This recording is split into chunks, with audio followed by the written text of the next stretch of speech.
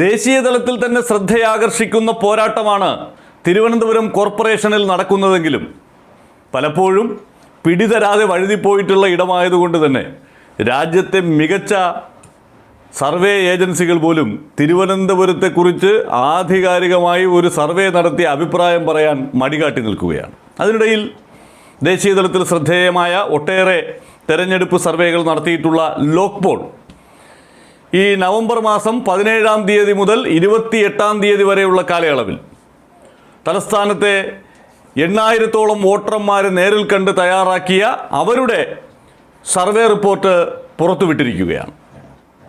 ആ റിപ്പോർട്ട് പ്രകാരം തലസ്ഥാനത്ത് LDF ഏറ്റവും വലിയ ഒറ്റക്കക്ഷിയായി തന്നെ നിലനിൽക്കും. കഴിഞ്ഞ തവണത്തേതുപോലെ കേവല ഭൂരിപക്ഷം മറികടക്കുന്ന പ്രകടനം ഉണ്ടായില്ലെങ്കിലും 41 മുതൽ 45 വരെ സീറ്റുകൾ നേടി LDF ഭരണം നിലനിർത്താനുള്ള സാധ്യത തിരുവനന്തപുരത്തുണ്ട് എന്നാണ് അവർ പറയുന്നത്.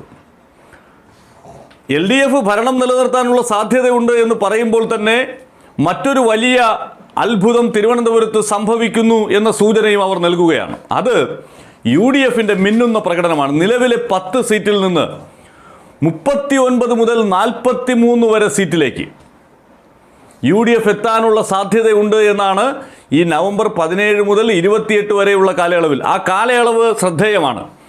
കാരണം UDF തുടക്കത്തിൽ സ്ഥാനാർത്ഥികളെ പ്രഖ്യാപിക്കുന്നു.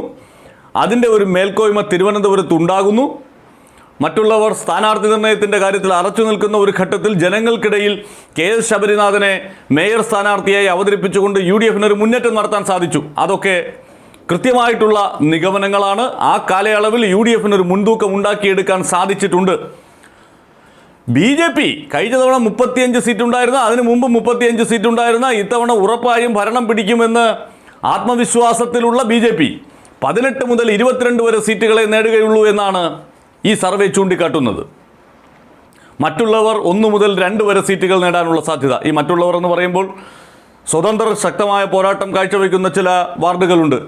ഇപ്പോൾ ഉള്ളൂർ, കണ്ണമ്മൂല, വാഴോട്ടുകോണം, അതുപോലെ പുഞ്ചക്കരി, പൗണ്ട് കടവ്, ഈ വാർഡുകളിലൊക്കെ സ്വതന്ത്രരുടെ സാന്നിധ്യം. അതിൽ ചിലരൊക്കെ മുന്നണികളുടെ റിബൽ സ്ഥാനാർത്ഥികളാണ്, മറ്റു ചിലർ പൂർണ്ണമായി സ്വതന്ത്രരായി മത്സരിക്കുന്നവരാണ്. അപ്പോൾ ഇവിടെയൊക്കെ ഈ സ്വതന്ത്രരുടെ സാന്നിധ്യം പോരാട്ടത്തിന് വലിയ വൈവിധ്യം കൊണ്ടുവന്നിട്ടുണ്ട്. അതുകൊണ്ട് തന്നെ മറ്റുള്ളവർ 1 മുതൽ 2 വരെ സീറ്റുകൾ നേടാനുള്ള സാധ്യതയും ചൂണ്ടിക്കാട്ടുന്നുണ്ട്. കഴിഞ്ഞ തവണയും കോർപ്പറേഷനിൽ സ്വതന്ത്ര സ്ഥാനാർത്ഥികൾ വിജയിച്ചിട്ടുണ്ട്. അതുകൊണ്ട് അത്തരത്തിലൊരു സാധ്യതയിലേക്ക് അവർ വിരൽ ചൂണ്ടുന്നതും യാഥാർത്ഥ്യബോധമുള്ളതാണ്.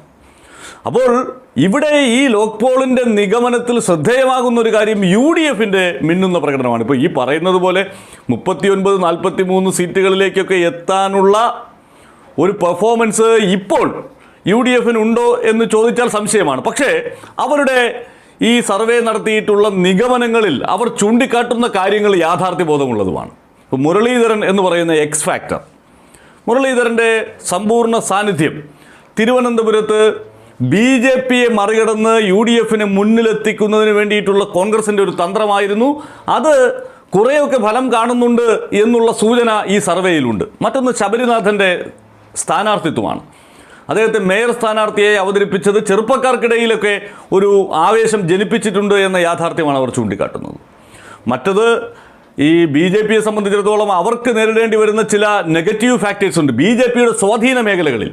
ഇപ്പോൾ തിരുമല അനിൽ എന്ന കൗൺസിലറുടെ മരണവുമായി ബന്ധപ്പെട്ട്, ആനന്ദ് കെ തമ്പി എന്ന പ്രവർത്തകന് സീറ്റ് നിഷേധിച്ചതുമായി ബന്ധപ്പെട്ട്, അദ്ദേഹം ആത്മഹത്യ ചെയ്തതുമായി ബന്ധപ്പെട്ട് BJPയുടെ സഹകരണ സംഘങ്ങളിലും ഇത്തരത്തിൽ കൊള്ളരുതായ്മകൾ നടക്കുന്നുണ്ട് എന്ന നിലയിൽ MS കുമാർ, BJPയുടെ പഴയ സംസ്ഥാന വക്താവായിരുന്ന ആൾ തന്നെ പരസ്യമായി പ്രതികരണങ്ങളുമായി രംഗത്ത് വന്ന പശ്ചാത്തലം. ഇതൊക്കെ സംഭവിച്ചിരിക്കുന്നത് BJPക്ക് സ്വാധീനമുള്ള നേമം നിയോജക മണ്ഡലത്തിലും തിരുവനന്തപുരം നിയോജക മണ്ഡലത്തിൻ്റെ ഭാഗങ്ങളിലുമാണ്. അപ്പോൾ അവിടെ BJPക്ക് ഒരു ചെറിയ തിരിച്ചടിയേറ്റാലും അത് അവരുടെ ഭരണമെന്ന സ്വപ്നത്തിനേൽപ്പിക്കുന്ന മങ്ങലായിരിക്കുമെന്ന സൂചന ഈ സർവേ റിപ്പോർട്ടിലുണ്ട്. LDFിന് കഴിഞ്ഞ തവണത്തെ പ്രകടനം ആവർത്തിക്കാൻ കഴിയാത്തതിനുള്ള പ്രധാനപ്പെട്ട കാരണമായി പറയുന്നത് കോർപ്പറേഷനിലെ മിസ്മാനേജ്മെൻ്റാണ്. ആളുകൾക്കിടയിൽ അത്തരം ഒരു നിലപാട് ഉണ്ടായിട്ടുണ്ട് എന്ന് ഈ സർവേ ഫലം ചൂണ്ടിക്കാട്ടുകയാണ്. അപ്പോൾ സർവേ ഫലത്തിലെ ഫൈൻഡിങ്സ് അത് പരിശോധിക്കുകയാണെങ്കിൽ അത് യാഥാർത്ഥ്യബോധമുള്ളതാണ്. ഈ നവംബർ 17 മുതൽ 28 വരെയുള്ള ആ കാലയളവ് ഉറപ്പായും ഈ സർവേയിലെ ഫലങ്ങളോട് ഏതാണ്ട് ചേർന്ന് നിൽക്കുന്നത് തന്നെയാണ്. പക്ഷേ ഇപ്പോഴത്തെ സ്ഥിതിവിശേഷം അത്രമേൽ യു ഡി എഫിന് ഒരു കുതിച്ചുചാട്ടം ഉണ്ടാക്കാൻ സഹായിക്കുന്നതാണോ എന്ന് ചോദിച്ചാൽ അതല്ല എന്ന് നമുക്ക് ഉത്തരം പറയേണ്ടി വരും. എങ്കിൽ പോലും യു ഡി എഫിൻ്റെ ഒരു അവിശ്വസനീയമായ തിരിച്ചുവരവിനുള്ള സാധ്യത തിരുവനന്തപുരം കോർപ്പറേഷനിൽ ഉണ്ടായിട്ടുണ്ട്. അങ്ങനെ സംഭവിച്ചാൽ അത് ദോഷകരമായി ബാധിക്കുന്നത് ബി ജെ പിയെ ആയിരിക്കും എന്നുള്ള യാഥാർത്ഥ്യത്തിലേക്കാണ് വിരൽ ചൂണ്ടുന്നത്. പിന്നീട് ഈ തീരദേശ മേഖലയിലുള്ള വാർഡുകൾ, ഏകദേശം 20-നടുത്ത് വാർഡുകളുണ്ട്, ന്യൂനപക്ഷങ്ങൾക്ക് സ്വാധീനമുള്ള വാർഡുകൾ. അപ്പോൾ ആ വാർഡുകളിൽ എൽ ഡി എഫും യു ഡി എഫും തമ്മിലാണ് പ്രധാനമായി മത്സരം നടക്കുന്നത്. അപ്പോൾ അവിടെ എൽ ഡി എഫിനെ മറികടക്കുന്ന ഒരു പ്രകടനം കാഴ്ചവെക്കാൻ യു ഡി എഫിന് സാധിക്കുമെന്ന് ഈ സർവേ പറയുന്നുണ്ട്. അങ്ങനെ വരുമ്പോൾ അതാണ് എൽ ഡി എഫിന് വലിയ തിരിച്ചടി ഉണ്ടാക്കാൻ പോകുന്നത്. യു ഡി എഫിൻ്റെ കടന്നുകയറ്റത്തെ സഹായിക്കുന്ന ഘടകവും അതുതന്നെയാണ്. ആ മേഖലയിൽ നിന്ന് ഒരു ക്ലീൻ സ്വീപ്പിന് സമാനമായ സാഹചര്യം ഉണ്ടാക്കിയെടുത്താൽ നഗരമേഖലയിൽ ചിലയിടങ്ങളിൽ കോൺഗ്രസിന് നല്ല സ്വാധീനമുണ്ട്. യു ഡി എഫ് കഴിഞ്ഞ തവണ ചില സീറ്റുകൾ നഗരമേഖലയിൽ നേടിയിട്ടുമുണ്ട് ഈ വലിയ തിരിച്ചടികൾക്കിടയിലും. അപ്പോൾ അത് നിലനിർത്താനും കൂടി സാധിച്ചാൽ സ്വാഭാവികമായി തരക്കേടില്ലാത്ത ഒരു പ്രകടനം കാഴ്ചവെക്കാൻ സാധിക്കും. പക്ഷേ ഈ ആദ്യഘട്ടത്തിൽ ഉണ്ടായിരുന്ന ആ ഒരു വലിയ ഹൈപ്പ് ഇപ്പോഴും യു ഡി എഫ് കേന്ദ്രങ്ങൾക്ക് നിലനിർത്താൻ സാധിക്കുന്നുണ്ടെങ്കിലും അത് സീറ്റുകളായി മാറ്റുന്നതിനകത്ത് എത്രമാത്രം ജനങ്ങൾക്കിടയിൽ ഇറങ്ങിയുള്ള പ്രവർത്തനം നടന്നിട്ടുണ്ട് എന്നുള്ളതിനെ ആശ്രയിച്ചിരിക്കും ഇനിയുള്ള അവസ്ഥ. എന്തായാലും ഈ നവംബർ 28 വരെയുള്ള കാലയളവിൽ തലസ്ഥാനത്തെ വോട്ടർമാർ ചിന്തിക്കുന്നത് എങ്ങനെയെന്ന് ലോക് പോൾ വരച്ചിടുമ്പോൾ അതിനകത്ത് ചില യാഥാർത്ഥ്യബോധമുണ്ട്.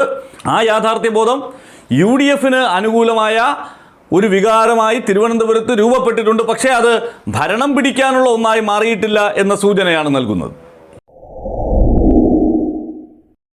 ബി ജെ പി പ്രകടന പത്രികയിൽ പറയുന്ന വാഗ്ദാനങ്ങളൊന്നും നടപ്പാക്കാനുള്ളതല്ല എന്ന് കുറച്ച് നാളുകൾക്ക് മുമ്പ് ഒരു ബി ജെ പിയുടെ സംസ്ഥാന അധ്യക്ഷൻ മൊഴിമുത്തായി നമ്മളോട് വ്യക്തമാക്കിയിട്ടുണ്ടെങ്കിലും പ്രകടന പത്രിക കണ്ട് ഒരു നാട് മുഴുവൻ തലയെറിഞ്ഞ് ചിരിക്കുന്ന സാഹചര്യം ചരിത്രത്തിൽ ആദ്യമായിട്ടായിരിക്കും.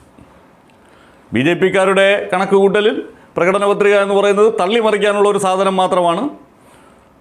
അക്കാര്യം പരസ്യമായി തന്നെ പറഞ്ഞ ഒരാളാണ് പഴയ ബി ജെ പി അധ്യക്ഷനായിരുന്ന പി എസ് ശ്രീധരൻപിള്ള. അപ്പോൾ ആ നിലയ്ക്ക് ബി ജെ പിയുടെ പ്രകടന പത്രികയിൽ വലിയ കാര്യമൊന്നുമില്ല എന്നുള്ളത് കേരളീയർക്കറിയാം.